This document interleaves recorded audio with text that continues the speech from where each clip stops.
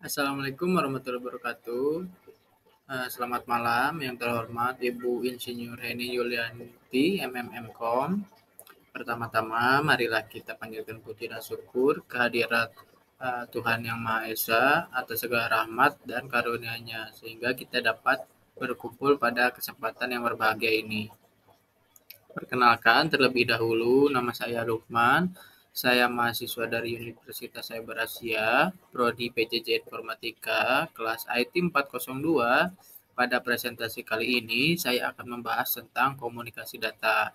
Saya harap presentasi ini dapat memberikan pemahaman yang lebih mendalam mengenai konsep, fungsi, dan pentingnya komunikasi data dalam dunia teknologi informasi. Oke, kita lanjut ke slide yang pertama. Data link control. Apa sih data link control itu? Data link control adalah layanan yang disediakan oleh data link layer untuk menyediakan transfer data yang andal melalui media fisik, misalnya dalam metode transmisi half duplex. Satu perangkat hanya dapat mentransmisikan data pada satu waktu. Jika kedua perangkat di ujung tautan mengirimkan data secara bersamaan, data tersebut akan bertabrakan dan menyebabkan kehilangan informasi. Data link layer menyediakan koordinasi di antara perangkat sehingga tidak terjadi tabrakan. Oke, lanjut ke fungsi data link layer. Fungsi data link layer menyediakan 3 fungsi utama untuk memastikan komunikasi data yang andal dan efisien.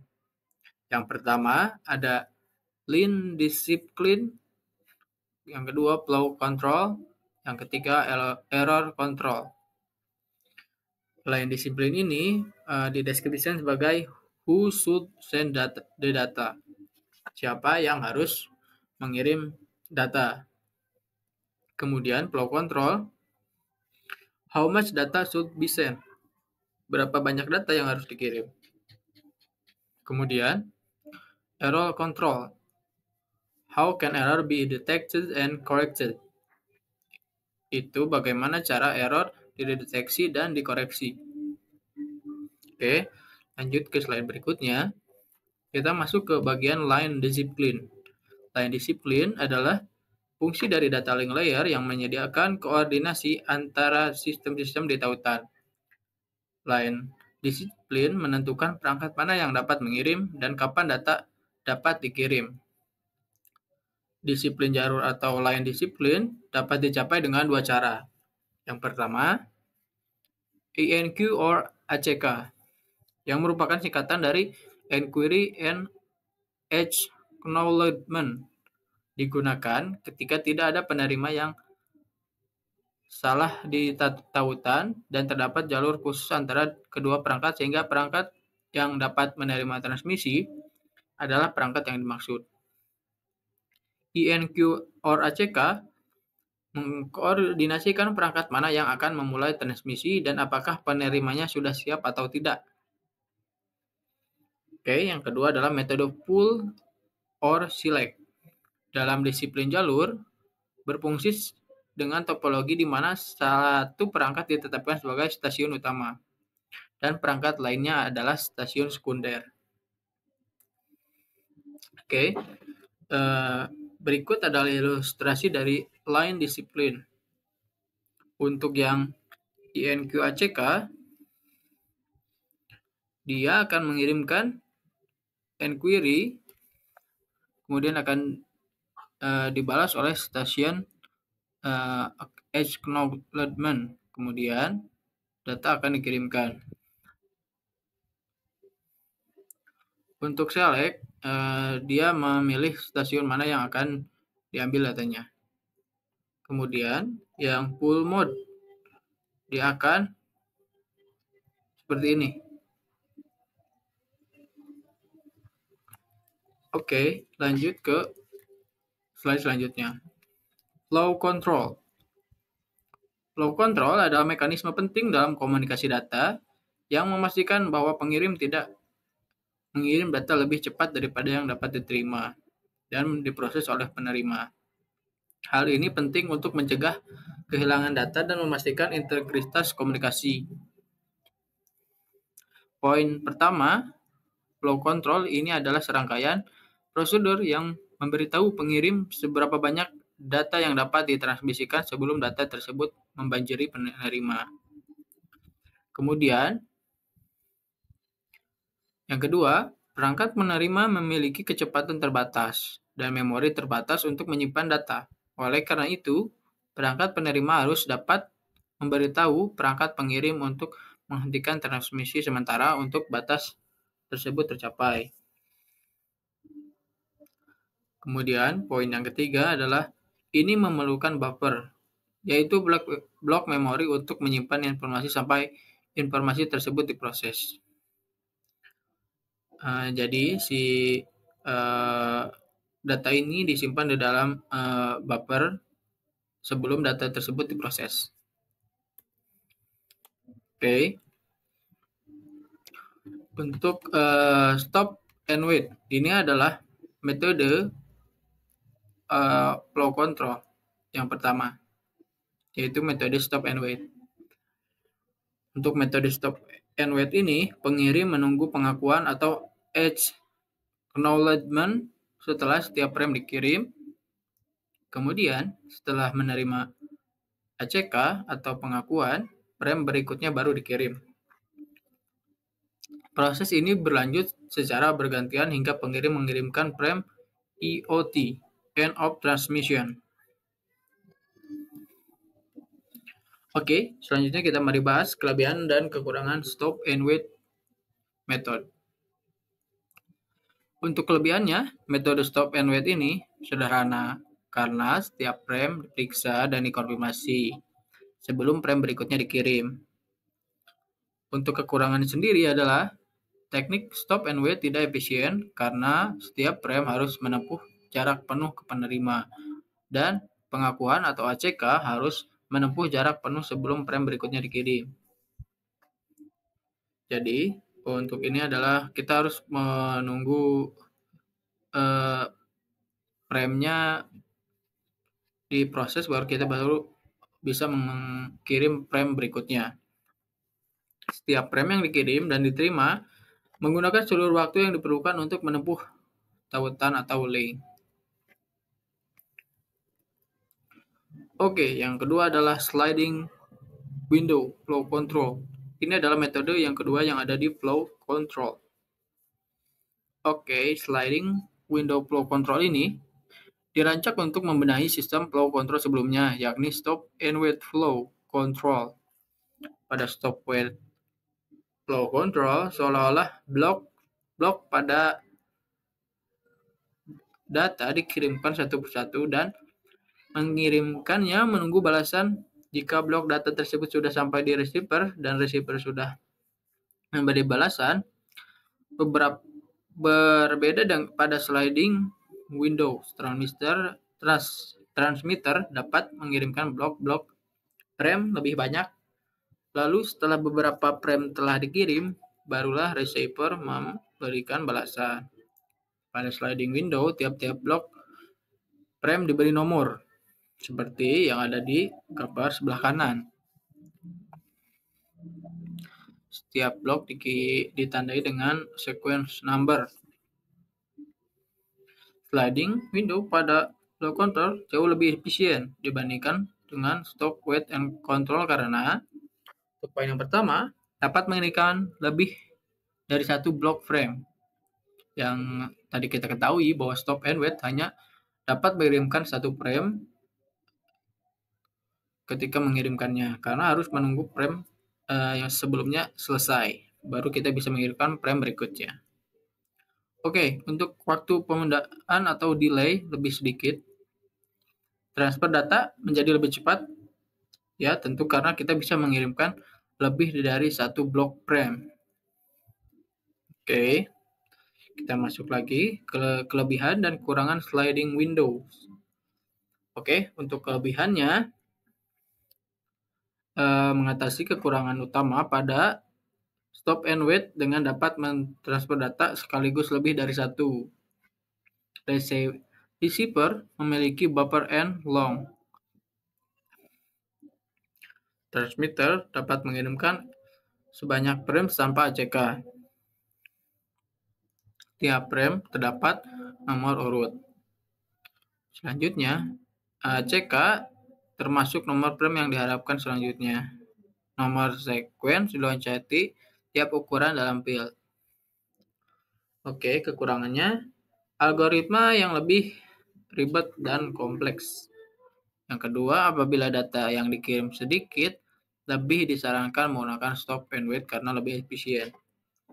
Oke, jadi mungkin kesimpulannya, jika kita mengirimkan data yang relatif sedikit, kita bisa menggunakan stop and wait method. Dan apabila datanya sudah membesar, kita bisa menggunakan metode sliding window untuk flow control-nya. Oke, lanjut ke error control. Oke, error control adalah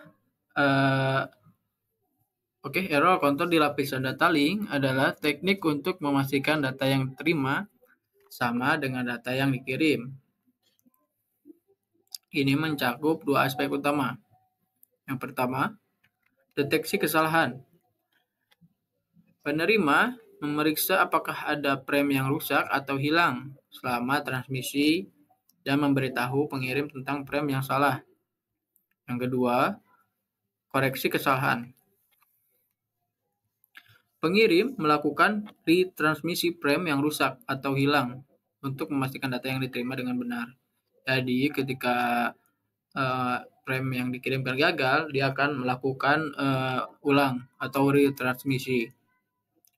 Dengan menggabungkan dua proses ini, error control memastikan keandalan dan akurasi data selama komunikasi. Oke, di sebelah kanan ada diagram dari error control. Yang pertama adalah stop and wait IRQ. Yang kedua adalah sliding windows IRQ. Di bawahnya ada go back to end. Yang satunya lagi adalah selective reject. Oke, kita masuk ke stop and wait IRQ. Setelah frame dikirim, pengirim mempertahankan penghitung timeout. Jika pengakuan atau ACK frame diterima tepat waktu, pengirim mengirimkan frame berikutnya di antrian. Jika tidak, pengirim mengirimkan ulang frame dan memulai kembali penghitungan timeout. Jika penerima menerima pengakuan negatif, pengirim mengirimkan ulang frame. Oke, jadi jika dia mendapat ACK yang negatif, dia akan mengirimkan ulang frame tersebut. Untuk diagramnya di sebelah sini. Di sini ada batas waktu timeout-nya. Jika dia tepat waktu, dia akan melanjutkan ke frame berikutnya. Jika tidak, dia akan melakukan calling ulang atau mengirim frame ulang. Oke. Selanjutnya sliding window IRQ. Untuk menangani pengiriman ulang frame yang hilang atau rusak, beberapa perubahan dilakukan pada mekanisme sliding window yang digunakan dalam kontrol, aliran, atau flow control. Go back to the end IRQ. Jika frame yang dikirim diduga rusak, semua frame dikirim ulang dari paket yang hilang hingga paket terakhir yang dikirim.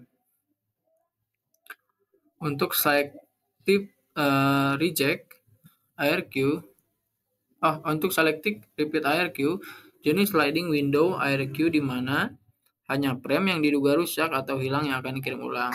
Oke, jadi untuk perbedaannya yaitu jika dia rusak, dia akan mengirim ulang frame yang hilangnya saja. Untuk selective repeat, untuk go back to the end, dia akan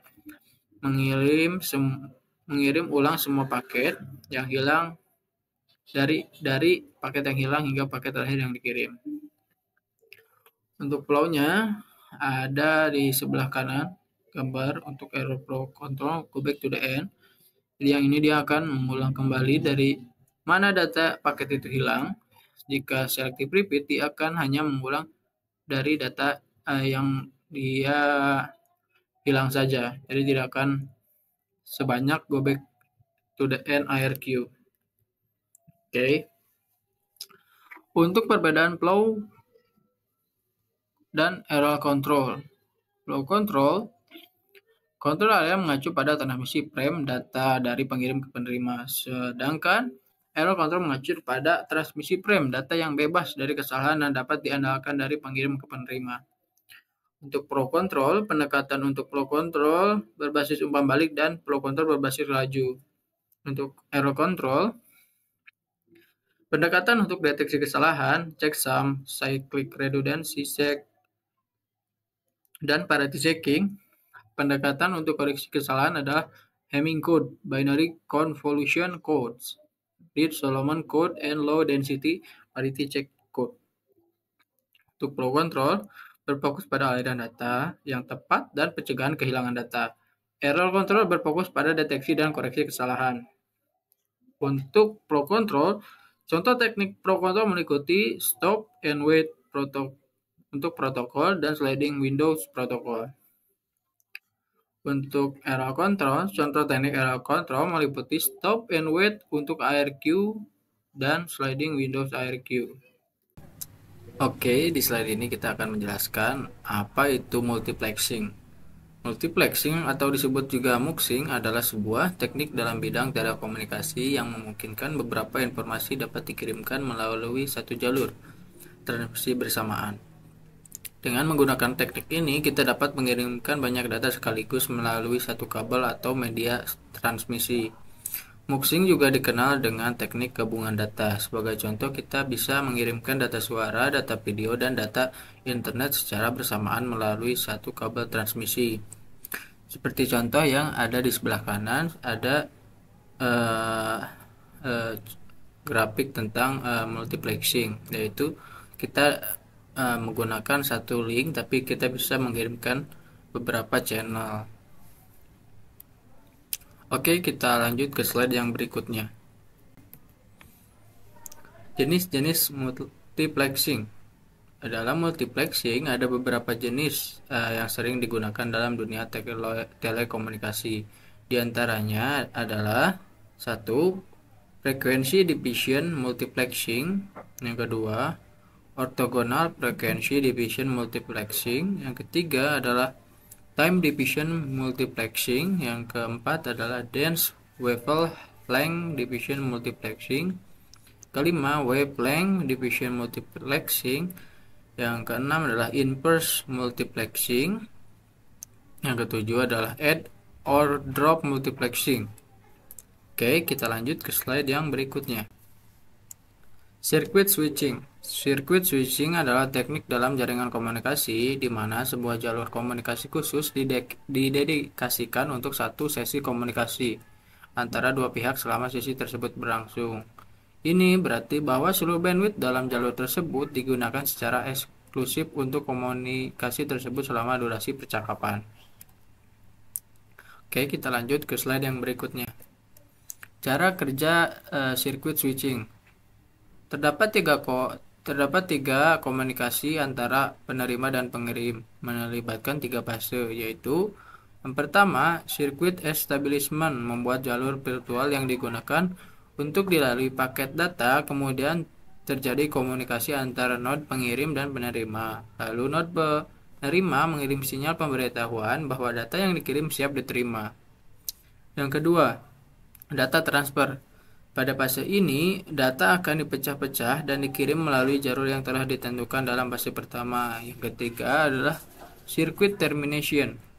Apabila data sudah dikirim, node pengirim mengirimkan sinyal kepada node penerima untuk mengakhiri koneksi, yang berarti data yang dikirim tadi sudah diterima oleh node penerima. Oke, kita lanjut ke slide yang berikutnya. Pengertian paket switching. Sesuai namanya, paket switching adalah metode transfer data antar jaringan dalam bentuk paket. Tujuannya adalah untuk meminimalkan delay transmisi jaringan dan mempercepat proses transmisi. Dengan metode ini, semua data dibagi menjadi potongan-potongan kecil yang panjang, yang sering disebut dengan paket. Teknik ini berguna karena paket dapat dikirimkan dengan cepat. Paket juga dapat melakukan perjalanan ke tujuan mereka dengan berbagai cara. Oke, kita lanjut ke slide yang berikutnya adalah jenis paket switching. Umumnya terdapat dua jenis paket switching yang digunakan dalam pengiriman data. Kedua jenis ini memiliki fungsi serta spesialisasinya masing-masing. Berikut penjelasannya. Yang pertama adalah connection oriented switching. Paket switching jenis ini membuat paket data dapat diurutkan dan diberi nomor saat penerimaan. Data kemudian berjalan berurutan di sepanjang rute yang telah ditentukan. Dengan begitu, tidak dibutuhkan lagi informasi mengenai alamat pada jenis sambungan sirkuit ini. Yang kedua, jenis paket switching yang satu ini tergolong klasik serta dikenal juga sebagai data paket switching. Isinya terdiri dari banyak paket yang masing-masing dikirim secara terpisah. Hal ini mengidentifikasi bahwa setiap paket berisi informasi berutuhan lengkap yang bergantung pada beban berbeda pada node jaringan saat ini, adaptor, saklar, dan perute. Oke, lanjut ke apa itu ATM. ATM di sini kita akan membahas ATM yang asynchronous transfer mode. ATM adalah sebuah pengembangan teknologi lanjutan di bidang telekomunikasi yang menggunakan saklar secara perangkat keras untuk membuat saluran langsung sementara antara dua tujuan hingga dapat pindah di kecepatan tinggi. Data dibawa dalam suatu unit dengan panjang tertentu yang disebut dengan sel. Satu sel sama dengan 53 oktet. ATM adalah protokol pertukaran paket switching standar untuk mentransmisikan dan menerima paket menggunakan sel 54 byte yang seragam. Sel yang telah distandarisasi dapat diproses melalui switch ATM digital dengan sangat cepat yang memungkinkan kecepatan data sampai 600 Mbps. Oke, kita lanjut ke slide yang berikutnya. Oke, di slide ini kita akan membahas apa itu frame relay. Frame relay adalah protokol yang beroperasi pada lapisan tautan data atau data link model pada OSI layer. Pada data link layer, lapisan ini bertugas mengidentifikasi dan mungkin memperbaiki masalah apapun yang dapat muncul pada lapisan fisik guna menyediakan tautan yang dapat diandalkan antara dua node yang terhubung langsung.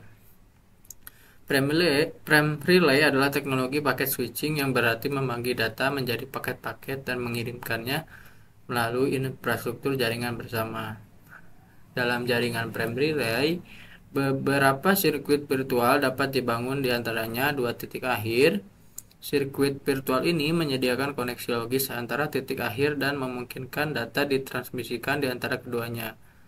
Switch frame relay bertanggung jawab untuk meneruskan paket di sepanjang sirkuit virtual ini berdasarkan informasi yang terdapat dalam header paket. Oke, kita lanjut ke slide yang berikutnya.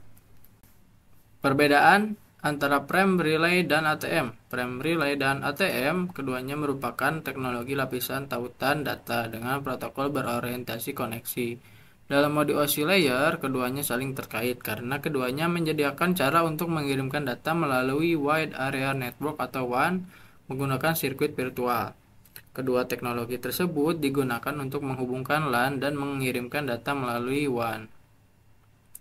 Frame relay dan ATM berbeda dalam hal detail dan implementasinya seperti ukuran paket, overhead, biaya, kecepatan, kontrol kesalahan, dan manajemen aliran, serta keandalan. Perbedaan ini membuat keduanya cocok untuk berbagai aplikasi dan lingkungan jaringan. Oke, kita lanjut ke slide yang berikutnya. Oke, kita berakhir di penghujung presentasi. Demikianlah presentasi dari saya mengenai data link control. Saya berharap informasi yang telah saya sampaikan dapat bermanfaat dan menambah wawasan kita semua. Saya ingin sekali lagi mengucapkan terima kasih kepada Ibu Insinyur Heni Yulianti, MM, MKom, atas kesempatan dan bimbingannya untuk belajar dengan Ibu. Saya ucapkan terima kasih.